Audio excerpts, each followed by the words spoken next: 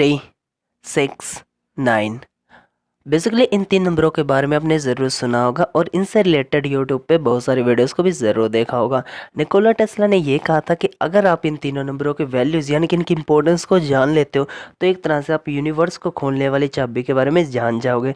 तो जो Nicola Tesla ने कहा था, जो कि हम सुनते आए हैं, जिनके बारे में जानते हैं, क्या वो सही था या फिर वो थे एक अफवाह? तो आज की वीडियो में हम इसी बारे में जानेंगे और देखेंगे कि ये बात सच है कि नहीं। तो बिना देरी के वीडियो को शुरू करते हैं।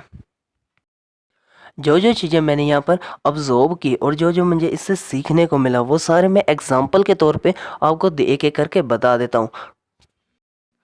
अब इस चीज़ को हम एक सिंपल एग्जांपल से समझने की कोशिश करते हैं। मान लो आपके घर पर एक घड़ी है जिसमें अभी टाइम हुआ है 1 बज चुके हैं। अब जब टाइम थोड़ा सा बीतेगा तो वहाँ पर 1:15 यानी कि 1:15 हो जाएंगे। फिर उससे थोड़ा सा और टाइम बीतेगा तो 1:30 बज जाएंगे, जिसे हम कहते हैं 1:30।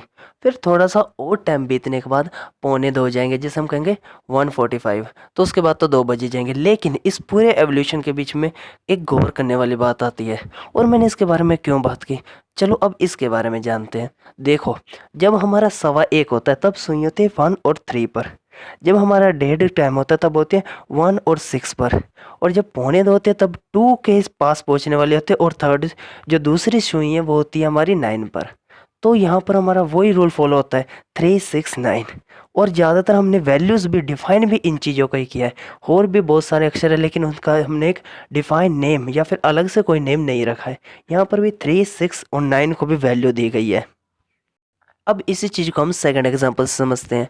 फिलहाल तो मैं अभी +2 क्लास में हूँ। मैंने इस चीज़ को बहुत बार ऑब्जर्व किया है। आपने भी इसे ज़रूर ऑब्जर्व किया होगा कि जो हम चाहे कोई भी सब्जेक्ट स्टडी करते हो, English, Hindi, Punjabi, chemistry, physics या मैथ, उसका हमेशा जो थर्ड चैप्टर होता है वो हमेशा डिफ़िकल्ट दिया जाता है। लेकिन अगर उस चीज़ को आप अच्छे से समझ लेते हो तो वो पूरी लाइफ आपकी मदद करता है।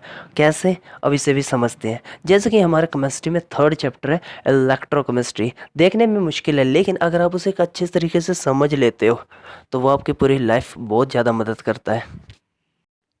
इससे रिलेटेड मैं आपको एक और एग्जांपल देता हूँ। जो हमारा +1 का मैथ था उसमें हमारा जो थर्ड चैप्टर था वो था ट्रिग्नोमेट्री फंक्शन। जो हमारा 6 चैप्टर था वो था लीनियर इनक्वालिटीज़।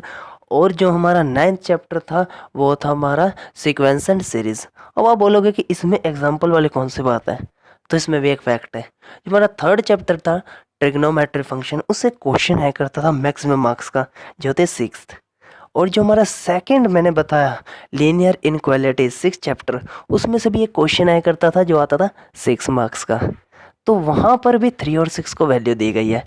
और अगर बात करें हम 9th की लीनियर सीक्वेंस एंड सीरीज, तो ये तो जो चैप्टर है ना, ये तो मैं शुरू से नहीं पर ज़्यादातर कराया जाता है, क्योंकि ये जो चैप्टर है ना ये भी बहुत बार मार्क्स स्कोरिंग बनकर आ जाता है और ये भी डिसाइड करता है कि आप कितने नॉलेजेबल और कितने माइंडफुल हो।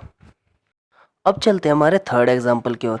बेसिकली अगर मैं आपसे पूछूं कि हमारे एग्ज़ाम कब होते हैं तो आप ज़रूर कहोगे मार्च, जुलाई में भी कईयों के होते हैं, सितंबर, दिसंबर। तो अगर हम इस चीज़ को भी काउंट करते हैं, मतलब कि मार्च का कौन सा महीना होता है, थर्ड। जुलाई का कौन सा होता है, 6th। सितंबर का कौन सा होता है, 9th। दिसंबर कौन सा होता है, 12। तो ये चीज़ भी वही रूल फॉलो करती है, 3, 6, 9। हाँ, अगर आप बोलते हो कि इसमें 12 आ गया तो निकोला टेस्ला का भी यही कहना था। वो भी उन चीज़ों पर विश्वास किया करते थे जो कि 3 के साथ डिवाइड हुआ करते थे। जैसे उसी होटल का रूम चुनना जो कि 3 के साथ डिवाइड होता है, तो 12 भी एक तरह से इसमें इंक्लूडेड है। तो ये चीज़ भी हमारा 3, 6, 9 रूल फॉलो कर रही है। एक और एग्जांपल की तरफ चलते हैं, लेकिन यहाँ पर मैं बात अब स्टडी की नहीं करूँगा, अब थोड़े से स्पोर्ट्स में आ जाते हैं। तो स्पोर्ट्स में भी 3, 6, 9 रूल फॉलो होता है। अब वो कैसे?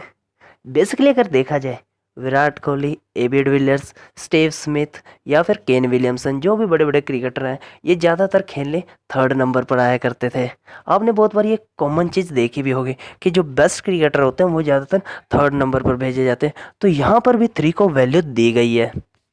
अब इसी के साथ साथ एक और बात की तरफ ध्यान दीजिए। थर्ड नंबर पर ज़्यादातर वो खेलने आते हैं जो कि अच्छे बैट्समैन होते हैं। 6 नंबर पर वो जो कि ऑलराउंडर होते हैं और 9 नंबर पर वो जो कि सिर्फ बॉलर ही रह जाते हैं, जो बैटिंग बिल्कुल भी नहीं कर सकते।